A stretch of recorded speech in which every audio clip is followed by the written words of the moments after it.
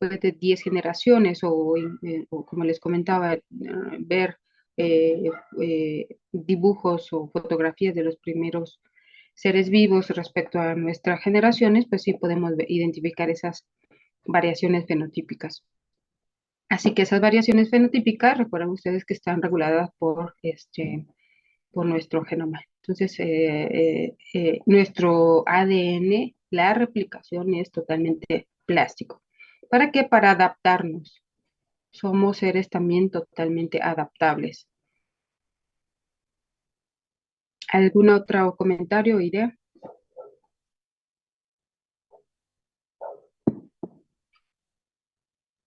Así que es importante tener en mente este punto. Nuestro ADN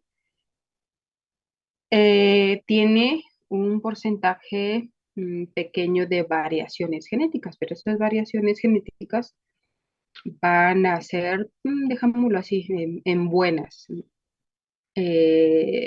Algo yo creo que innato también que tenemos como organismos es mejorar nuestra raza, mejorar nuestra especie, mejorar nuestras familias. Y eso se hace, pues, mejorar que las características fenotípicas o mejorar nuestras condiciones de salud, digámoslo así, o mejorar nuestra adaptación. Así que nuestro genoma también, pues va mejorando. Las mejoras son a partir de esas variaciones genéticas. Y a un porcentaje mucho menor de diferencias genéticas o de variaciones genéticas están relacionadas con enfermedades. Pero bueno, en otra clase más adelante vamos a ver las diferencias de variaciones genéticas y cuáles están implicados en el desarrollo de enfermedades. Ahora, eh, imagínense ustedes pues la división celular, dos células hijas nacientes. Em, estas células tienen pues un ciclo de vida. ¿Cuáles creen que sean las señales celulares que determinen cuándo inicia la replicación del ADN?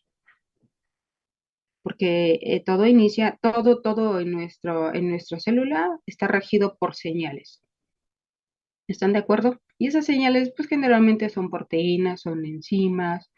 Vamos a ver que hay RNAs incluso, ARN no codificantes que sirven de señalización. ¿Qué otra cosa creen que sí va? O, el aumento o la disminución de concentraciones de enzimáticas o proteínas, pues son una señal también. O la reacción de, por ejemplo, la fosforilación de las,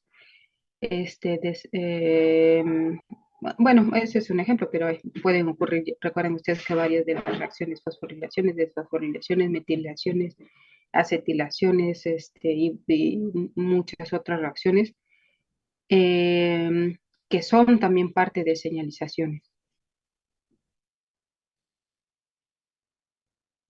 Así que todo está regido por concentraciones, reacciones y todo debe estar en, en concentraciones adecuadas.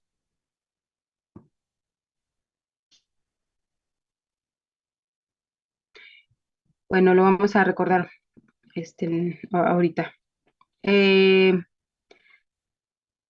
Supongamos que, bueno, la célula determina, hay un aumento de las proteínas indicadoras del inicio de la replicación. Ahora, ¿dónde creen ustedes que ocurra la replicación del ADN? ¿En dónde se empieza a copiar el ADN? En el núcleo celular. Sí, porque ahí están los cromosomas. Está en el núcleo. Recuerden ustedes, en el núcleo están los 23 pares de cromosomas. Ajá. Esos cromosomas tienen una forma peculiar.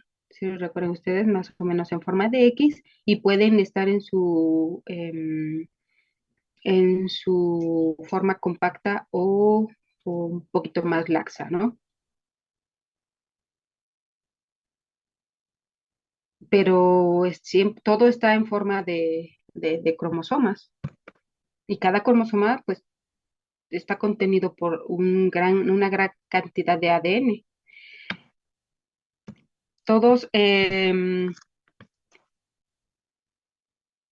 pues sabemos que los 3 billones de nucleótidos que forman nuestro genoma están regidos solamente por 4 bases nitrogenadas.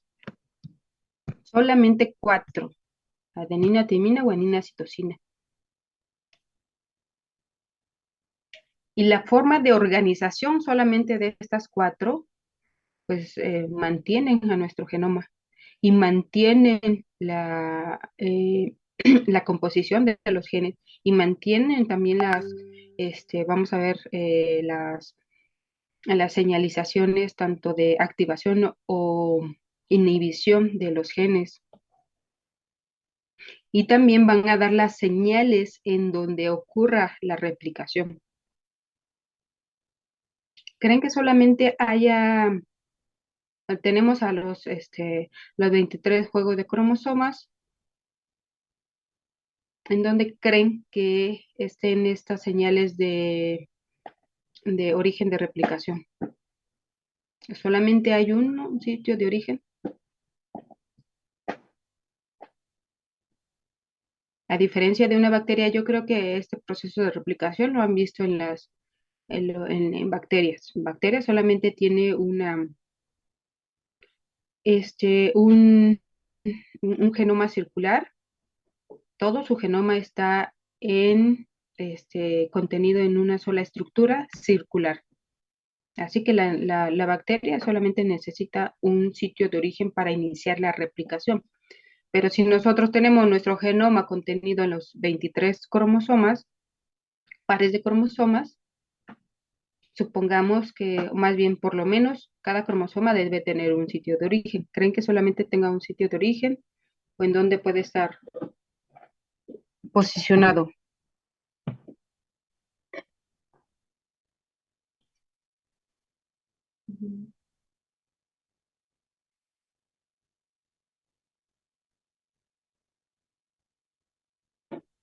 ¿Cuántos sitios de origen creen que necesita?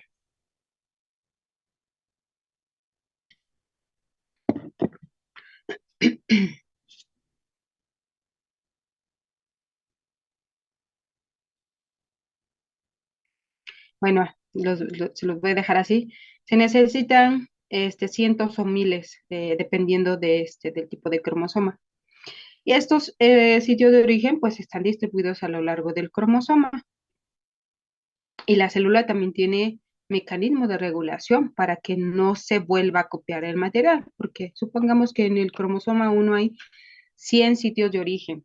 Esos 100 sitios de origen están distribuidos pues en diferentes lugares del cromosoma. Se empieza la replicación, las polimerasas empiezan a unir pues estos nucleótidos y pues hay señales también de paro para no volver a copiar el ADN del siguiente, ¿no? O el que esté cercano a otro sitio de origen de replicación. Entonces, todo, como ven, está regido por señales, señales, señales, señales. Las señales empiezan desde la organización del ADN.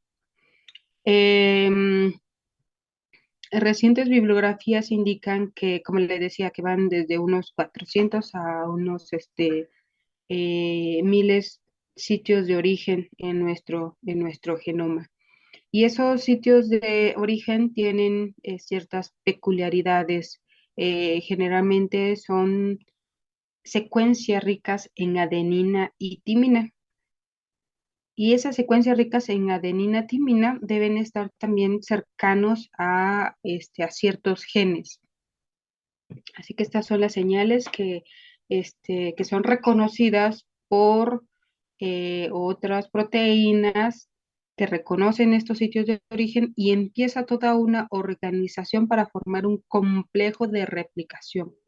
Una vez que se forma todo este complejo de replicación, deben dar estabilidad primero al, al ADN para que se unan las enzimas y sintetice. Una vez que haya estabilidad, también se debe dar permiso, porque les comentaba que se están inhibiendo y se están expresando cientos de genes. Así que no debe haber choque entre mecanismos. Entonces, la célula les manda una señal y les comenta, no, todo está bien, no hay conflicto de choques de entre mecanismos, pueden iniciar. Entonces debe haber también unos elementos celulares y moleculares que den la permisividad para iniciar la replicación. Entonces, em, con esto quiero que, pues, que se imaginen que una célula es totalmente dinámica y para todo hay señales, para todo hay señales, ya sea enzimáticas, de proteínas, como les decía, o de reacciones que van a permitir la continuación o el paro, en este caso de la replicación, pero más o menos así ocurre en cualquiera de los otros procesos, tanto la transcripción y la traducción. ¿Alguna pregunta, duda hasta acá? No, doctora, por mi parte. No. No, doctora, todo bien. Ok.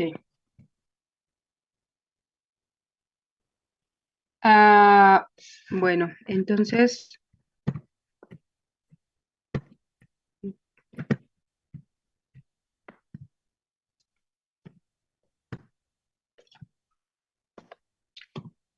vamos a ir recordando cuáles son los elementos celulares o las señales que están dentro de la célula a lo largo de su vida que determinan el inicio de la replicación. Que solamente les pongo como, como ejemplo para recordar pues cuáles son las etapas del ciclo de vida de la célula.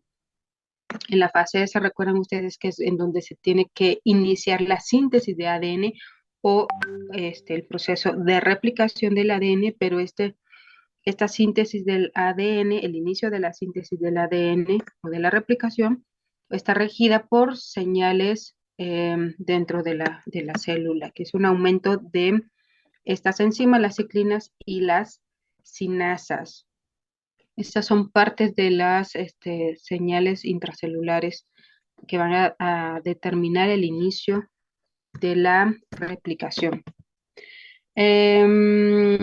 Y bueno, una vez que estas enzimas aumentan su concentración, pues se unen también y reconocen a los sitios de origen de replicación y dan inicio a pues a la convergencia y a la unión de muchas otras proteínas para formar un complejo. Más adelante vamos a recordar cuáles son estas proteínas que se van uniendo. Todo lleva una secuencia, es una forma de cascada.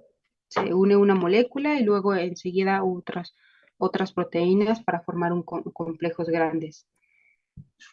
Y una vez que estén formados estos complejos, se den las señales también de permisividad. Entonces, sí, pues tenemos todos los elementos moleculares para iniciar la replicación. Entonces, los elementos moleculares que ustedes recordarán, pues son las enzimas. La ADN polimerasa que va a sintetizar la cadena naciente de ADN, ¿no? ¿Recuerdan esta ADN polimerasa?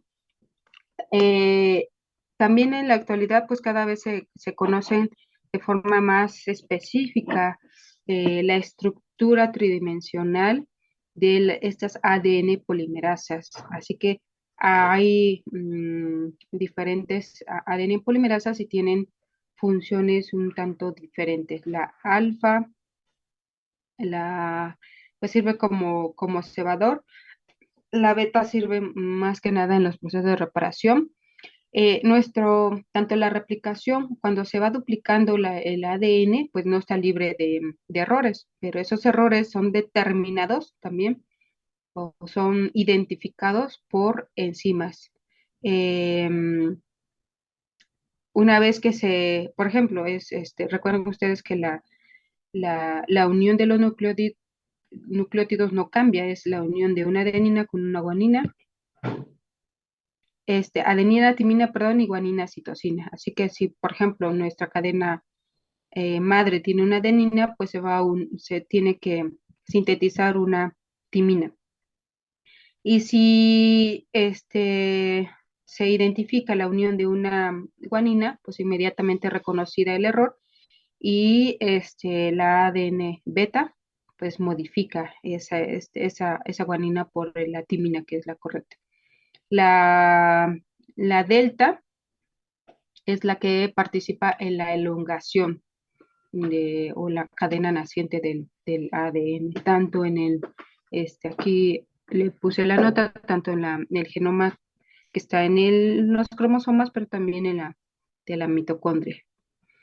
Recordarán pues también que las helicasas, las primas ligasas topoisomerasas son pues elementos también importantes para realizar la replicación del ADN y por supuesto los nucleótidos, ¿no? Que son los que van a formar la nueva cadena de ADN. Entonces, esos son algunos de los elementos moleculares para realizar la replicación del ADN. Pero alrededor de todos estos, pues hay cientos de más elementos, tanto proteínas y enzimas, y también otras reacciones que van a determinar cómo, cuándo y dónde se realiza la replicación. Em, bueno, aquí lo tengo. Como les comentaba, en nuestras células eucariotas se han reconocido unos 400 o hasta 14.000 megabases de orígenes de replicación. Como les decía, pues esto va a depender también del cromosoma, sí, de los cromosomas, porque recuerdan ustedes que pues tenemos cromosomas de diversos tamaños. El uno y el 2 pues son los más grandes y por tanto el tamaño varía, el tipo de célula también. En cada uno de nuestros tejidos, pues las células tienen una función diferente, por tanto, puede ser también un, pues una razón por la que haya diferencias en los orígenes de replicación. Pues, por ejemplo, las células hepáticas también tienen una alta tasa de división celular y pues pueden ser que tengan más sitios de origen porque se necesita una división celular mucho mayor. Bueno, estas son otras particularidades que ahorita vamos a ver.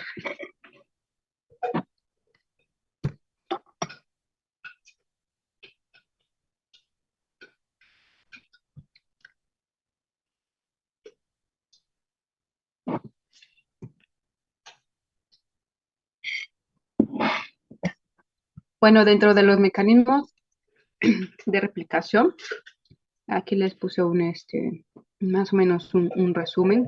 Les comentaba que la célula debe tener los elementos celulares y moleculares para iniciar la replicación, así que en primera instancia, se deben reconocer los sitios de origen en el ADN.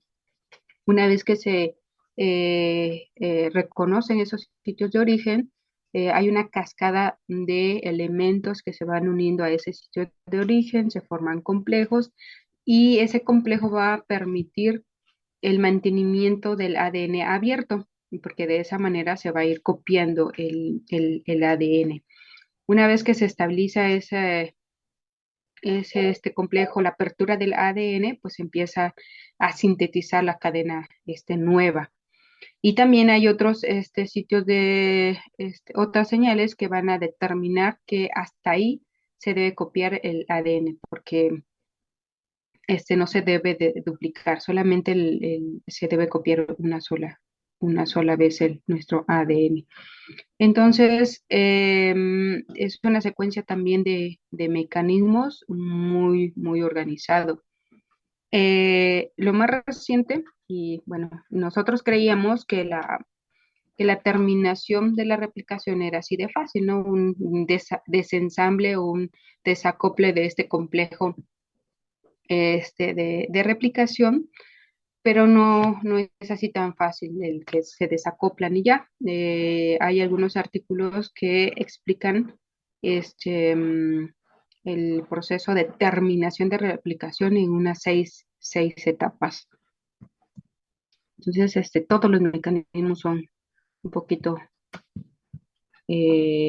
complejos, pero tienen que ver con las señalizaciones moleculares y de la célula.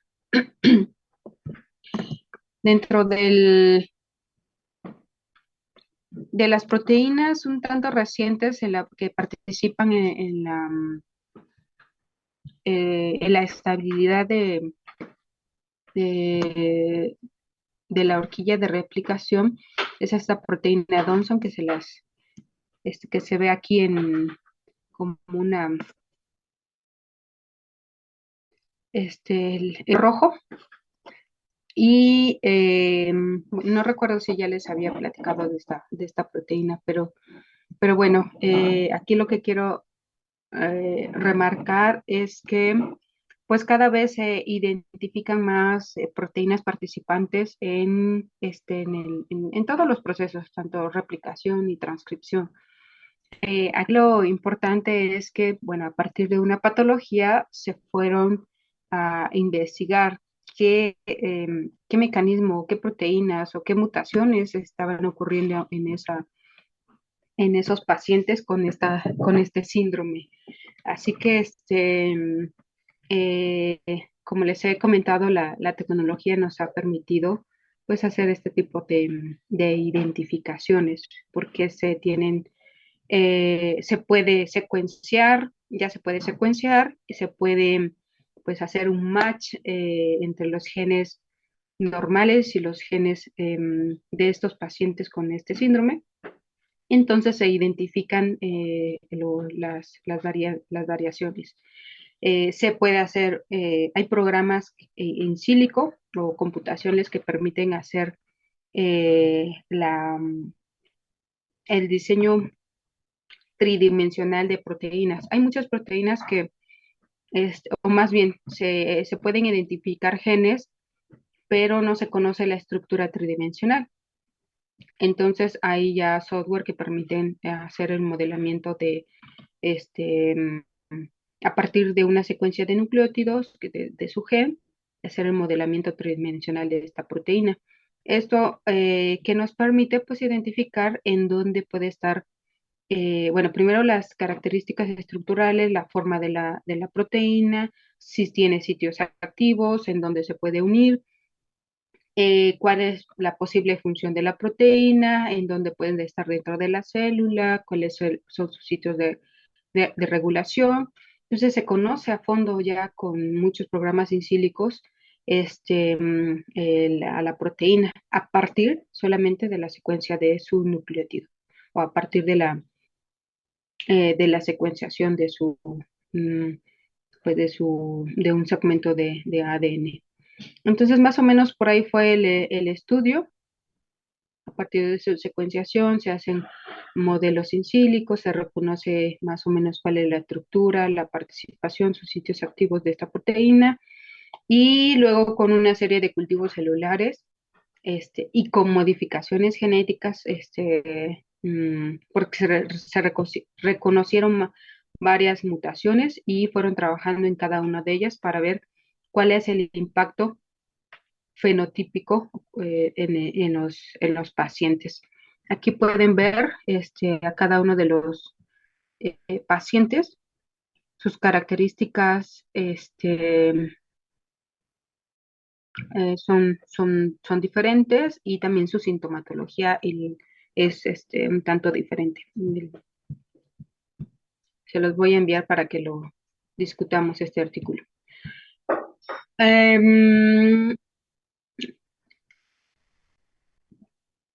Esto nos hace pensar que pues puede haber muchos más cosas que en un síndrome pues pueden estar ocurriendo. No solo es identificar cuáles son las mutaciones, porque recuerden ustedes que varias de las mutaciones pueden o no impactar en un fenotipo, pero hay muchos otros mecanismos epigenéticos que sí pueden cambiar la expresión de proteínas y también van a impactar de forma diferente en el desarrollo de un síndrome o de una enfermedad.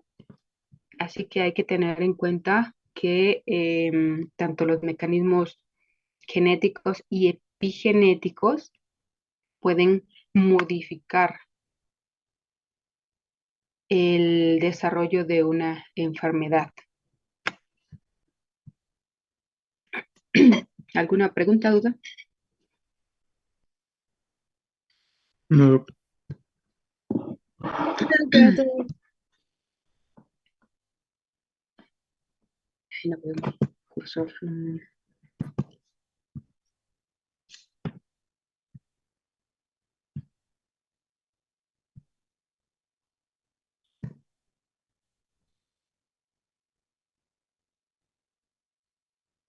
Bueno, aquí encontré la estructura de la proteína, solamente para ejemplificarlo, pero bueno, lo que quiero que hagamos es, con esta introducción, les voy a pasar una serie de artículos para que los revisen. Em, Son seis, parece que seis bibliografías diferentes, son artículos, son reviews, que los lean. Bueno, yo sé que son muchos, pero denle una revisada y el artículo que les interese, pues lean y revísenlo para que retomemos ya todo el proceso de replicación y nos retroalimentemos. Por supuesto que cada artículo tiene luego énfasis en algo en particular, por ejemplo, en los orígenes de replicación. Otros enfatizan más sobre el proceso de terminación, otros sobre pues todo el proceso de replicación. Así que quiero que todos participemos con ideas diferentes o con la lectura pues, que según hayan elegido. Em,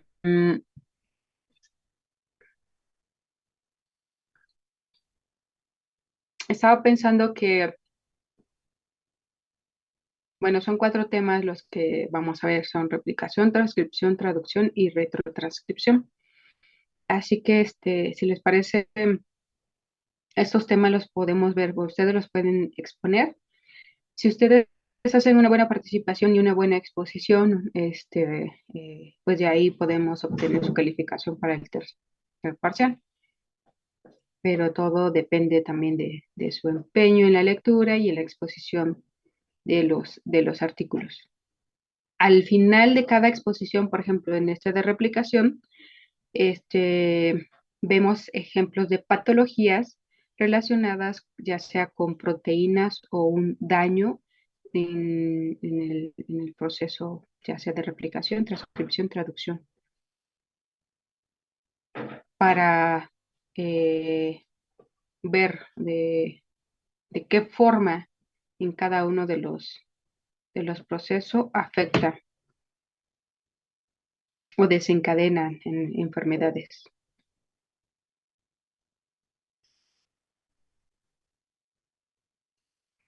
Entonces, mi propuesta es que se distribuyan en cuatro equipos, elijan quién quiere iniciar las exposiciones con el tema de replicación. Les voy a enviar estos artículos. Todos tienen que elegir uno, leer, pero el equipo encargado de exponer, pues obviamente va a abarcar un poquito más profundo el tema de replicación. ¿Quieren poner de acuerdo o lo hago al azar, los equipos?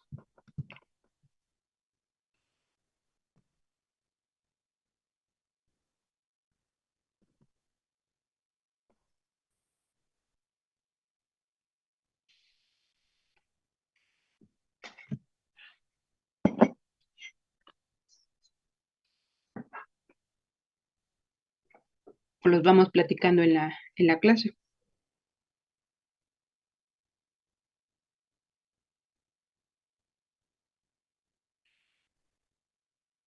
Bueno, se ponen de acuerdo y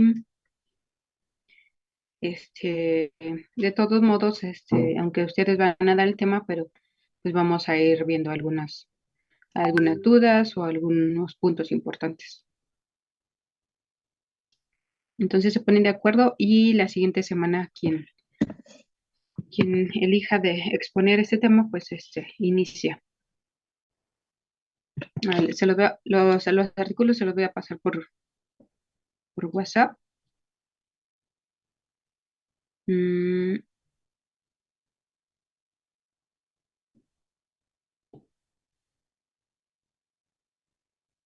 si nos da tiempo, empezamos con el tema de transcripción. No, mejor vemos replicación, vemos ejemplos. Les doy también así una introducción de transcripción y luego ya nos, o el equipo que continúa con transcripción nos da el tema de transcripción. ¿Les parece? Sí, doctora. Ok, bueno, entonces lean todos y elijan su artículo. Ya les estoy enviando los artículos.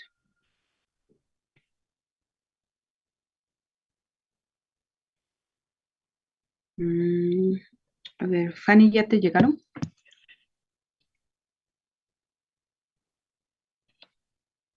Sí, doctora, ya me llegaron. Ahorita se los comparto.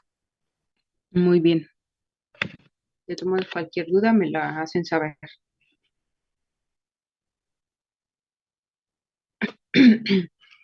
Pues bueno, cuídense mucho, que tengan